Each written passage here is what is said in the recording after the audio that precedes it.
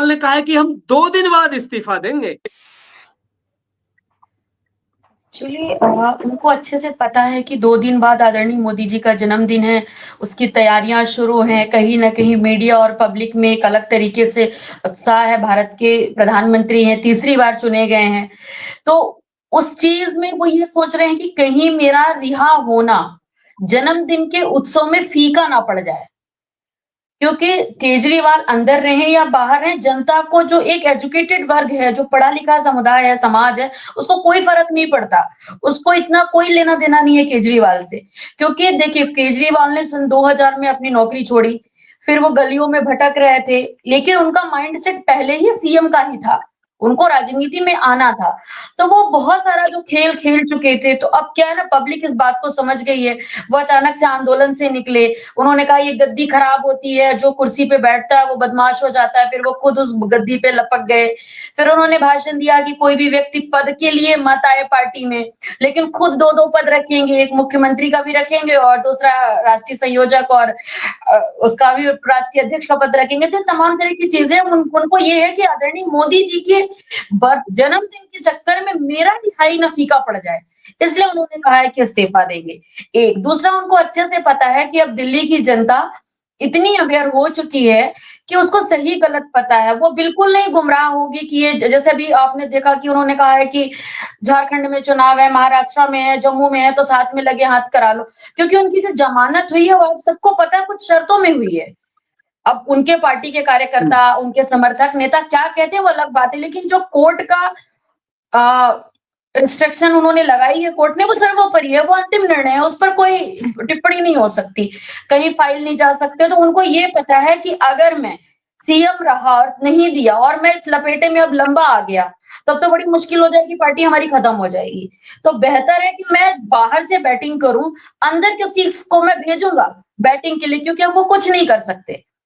बतौर सीएम उनको जब ये रिहाई मिली, कुछ शर्तों पे मिली, तो वो किसी फाइल में दस्तखत नहीं कर सकते, सचिवालय नहीं जा सकते, मुख्यमंत्री की कुर्सी में नहीं बैठ सकते। तो उनको एक अपना प्यादा तो चाहिए जो उनके इशारे पे नाचे। तो उन्होंने ये पूरा गेम सेट करके रखा है।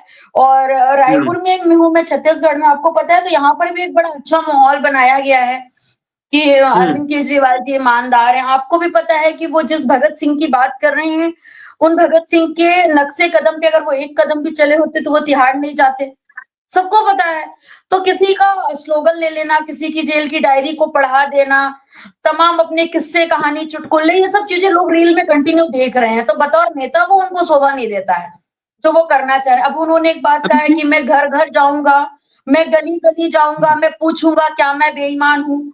तो जब उन्होंने बाय वन गेट वन शराब दिल्ली में चलाई थी, तब क्या दिल्ली की महिलाओं से, बेटियों से पूछा था क्या मैं शराब इस तरह से डिलीवरी करूँ, क्या मैं बड़े घोटाले करूँ, तब क्या वो पूछे थे? एक्चुअली उसको ये पता है कि आज तक भारतीय राजनीति की सबसे बड़ी दुर्दशा ये रही कि किसी नेता ने जनता को महत्व दिया ही नहीं। वो पहला एक ड्रामेबाज व्यक्ति है, थोड़ा पढ़ा-लिखा है, उसने अपने ब्रेन का इस्तेमाल किया। और वो उसने क्या किया, जनता को हथियार बना लिया और उसने कहा अब जो जनता कहेगी वही करेंगे। तो जनता ने तो नहीं कहा था कि तुम भ्रष्टाचार कर लो। बहन-बेटियों के मामले में तुम उसकी वकालत करने चले जाओ, वकील बन जाओ। नहीं कहा था कि जब उनके साथ अत्याचार होते, तो वो देखिए वो 2 दिन पूरा वो कुछ नहीं करेगा, ये मीडिया का ध्यान आकर्षण करने के लिए उसने कहा है कि इस्तीफा देगा और इस्तीफा उसको देना भी चाहिए। एक आपको पता है जयललिता जब जेल गई तो उन्होंने दिया था। उसके पहले मुझे बहुत सारे नाम हैं, कुछ मैं भूल भी जाती हूँ। तो बहुत सारे लोगों ने जब उनके ऊपर आरोप लगे बतौर मुख्यमंत्री, उन्होंने नैतिकता के आधार पर इस्तीफा दिया, जेल गए, अपनी सजा पूरी हुई, फिर बहुत सारी चीजें, लेकिन उसने नहीं दिया। आज वो सुप्रीम कोर्ट को कोट करके ये कह रहे हैं कि सुप्रीम कोर्ट ने कहा है कि जेल से सरकार चल सकती है।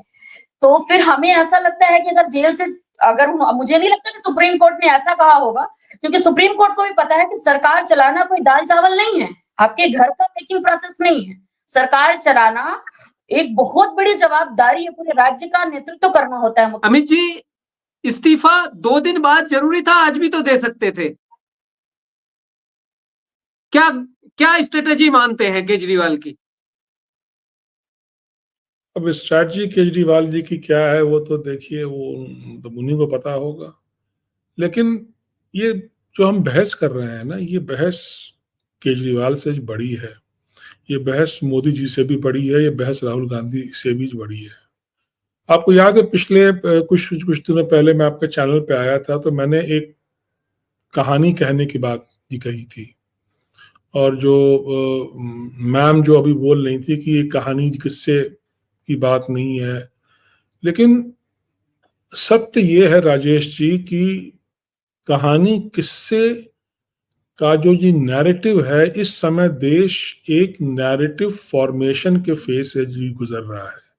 चाहे वो मोदी जी के का जी नैरेटिव हो, जहाँ पे वो जी विकास की बात कर रहे हैं, जहाँ पे 5 ट्रिलियन इकोनॉमी की बात कर रहे हैं, जहाँ पे सेमी कंडक्टर की बात कर रहे हैं, जहाँ पे देश से गरीबी हटाने की बात कर रहे हैं, जहाँ पे देश को वो आगे ले जाने की। तो एक तरफ विकास का है नैरेटिव, एक तरफ राहुल गांधी बात कर रहे हैं कि कास्ट सेंसस होना चाहिए और ओबीसी को हिस्सेदारी मिलनी चाहिए। केजरीवाल भी एक अपना नैरेटिव इस्टेब्लिश करने का प्रयास कर रहे हैं, जिसके लिए उनके जो नैरेटिव के जो प्रॉप्स हैं, मैं शब्द का प्रयोग नहीं करना चाह रहा हूँ, लेकिन मुझे और कोई बेहतर वर्ड नहीं मिल रहा है। उनके जो नैरेटिव के प्रॉप हैं वो है उनकी ईमानदारी और उनकी भगत सिंह। अब आप गौर से 1 मिनट के लिए सोचिए कि दिल्ली की जनता, जिसको पहले टर्म के बाद पता चल गया था कि केजरीवाल दिल्ली के लिए कुछ करने वाला नहीं है, ना उनके लिए करने वाला है, सिर्फ 100-200 यूनिट बिजली के लिए उन्होंने केजरीवाल को दोबारा वोट किया, उन्होंने केजरीवाल को तीसरी बार भी वोट किया। अब आप बताइए, इस बात की क्या गारंटी है कि अगर नवंबर में या फरवरी में चुनाव हो जाते हैं तो उसी दिल्ली की वही जनता केजरीवाल के लिए चौथी बार वोट नहीं करती है। केजरीवाल इसी वोट को कंसोलिडेट करने का प्रयास कर रहे हैं, और उस कंसोलिडेशन के चक्कर में वो ये दिखाना चाहते हैं कि देखो, मैं एक क्रांतिकारी हूं, और क्रांतिकारी को कुर्सी की फिक्र नहीं होती है। ये मोदी बोलता है कि मुझे कुर्सी का लालच है, कुर्सी का लालच है, ये मैंने कुर्सी को मारी लात, आपने मुझे चुन के भेजा था और मैं आपके जी दरवाजे पे आया हूं, आप मेरा फैसला कर दो कि मैं आपका मुख्यमंत्री बनने लायक हूं या नहीं हूं। ये हुआ जी नैरेटिव 1। लेकिन जब ये कहानीकार इनके जब कहानी गढ़ने का प्रयास कर रहे हैं, तो वो इस बात को भूल जाते हैं कि नैरेटिव आपका कुछ भी हो, देश की जनता ने आपको चुना हो या ना चुना हो, देश की जनता का चुनाव कोर्ट के फैसले को निगेट नहीं करता है। मान लीजिए अगर चुनाव फरवरी में हो जाए या नवंबर में हो जाए या कभी भी हो जाए, मान लीजिए एक बार बहस के लिए केजरीवाल फिर से मुख्यमंत्री बन गए दिल्ली के, मतलब पहली बात तो ऐसा होगा नहीं, बट मैं कह रहा हूं मान लीजिए मुख्यमंत्री बन गए, तो अगर केजरीवाल ये समझ रहे हैं कि उसके बाद अगर कोर्ट का फैसला इनके विरुद्ध आता है तो ये जेल नहीं जाएंगे, तो ये बहुत ही गलतफहमी में है। जब 2024 के चुनाव हो रहे थे, आपको याद हो, तो रैली में घूम घूम के बोलता था कि आप हमको जिताइए, क्योंकि अगर हम जीत जाएंगे तो मैं 4 जून को जाऊंगा और मैं 5 जून को जेल से आ जाऊंगा वापस। केजरीवाल को इस बात का पता नहीं है कि जनप्रतिनिधि के ऊपर भी कोर्ट का फैसला मान्य होता है। तो अगर ये घोटाले में ये दोषी पाए जाएंगे तो ये चुनाव 1 बार जीते या 2 बार जीते, ये 20% से जीते या 100% से जीते, इनको जेल तो जाना होगा। ये हुई बात एक। बात तो ये है कि मुझे जितना मैं जी पढ़ सकता हूं कि इन्हें पता है कि इनके खिलाफ ईडी और सीबीआई का शिकंजा कसने वाला है, इसलिए ये अपनी स्वयं की आहुति देकर, किसी और को सामने लाकर, ये अपना बलिदान लोगों को दिखाकर ये वोट खोजने का प्रयास कर रहे हैं। और जितना मुझे पता है, केजरीवाल हिंदुस्तान के सबसे डीवीएस और घटिया राजनेताओं में से एक है, और ये आदमी कुर्सी पाने के लिए, शीश महल जी बचाने के लिए कुछ भी करने को तैयार हो जाएगा। लेकिन अगर भाजपा ने केजरीवाल को यहीं पे हैंडल या टैकल नहीं किया, या भाजपा ने एक पैरेलल कहानी या एक पैरेलल नैरेटिव खड़ा नहीं किया, तो भाजपा को दिल्ली में भी इससे संकट होगा, हरियाणा में भी इससे संकट होने की संभावना प्रबल है। तीसरी बात, इसमें देखना सिर्फ ये है केजरीवाल को और राहुल गांधी को और नरेंद्र मोदी जी को कि केजरीवाल के जेल से बाहर आने से और केजरीवाल के इस्तीफे की पेशकश करने से जो आगामी चुनाव होने वाले हैं वहां किसको कितनी क्षति होती है। क्या केजरीवाल के बाहर आने से कांग्रेस के वोट में कमी होगी, या क्या केजरीवाल के बाहर आने से हरियाणा में भाजपा का जो बनिया वोट है वहां पे एक सेन लगेगी।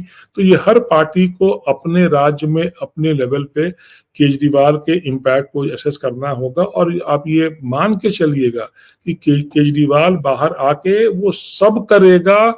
देखिए, केजरीवाल हरियाणा में चुनाव तो जीतेगा नहीं, तो लेकिन एक डेंट ये बनाने की कोशिश करेगा। और जितना मुझे लोगों सूत्रों के हवाले से मुझे पता चला है कि इसमें राहुल गांधी और केजरीवाल की भी कोई साठगांठ है। तो मुझे तो ये बताया गया है कि इसमें आप और कांग्रेस की साठगांठ होने की प्रबल संभावना भी है। तो बाकी अब देखिए, अब दो दिन बाद वो क्या करते हैं, ये तो 2 दिन बाद ही। बिल्कुल सही बात है। लेकिन अमित जी, दिल्ली की जनता को मुझे ऐसा लग रहा है कि शायद, जैसे आपने कहा कि 200 यूनिट बिजली फ्री और बसों में महिलाओं के लिए कुछ टिकट फ्री कर दिए हैं, तो इससे ऐसा लग रहा है कि शायद जो जनता है वो फिर से केजरीवाल को लेके आएगी। और अगर केजरीवाल को लेके आती है तो दिल्ली का क्या हाल होगा वो सब देखा जाएगा कैसे होगा। दूसरी बात करते हैं हम आदर्शों वाली राजनीति की। तो आदर्शों वाली राजनीति की तो अरविंद केजरीवाल से बात करनी ही अब कोई ऐसा बचा ही नहीं कि अरविंद केजरीवाल से हम सोच सके कि अरविंद केजरीवाल आदर्शों वाली राजनीति करते हैं।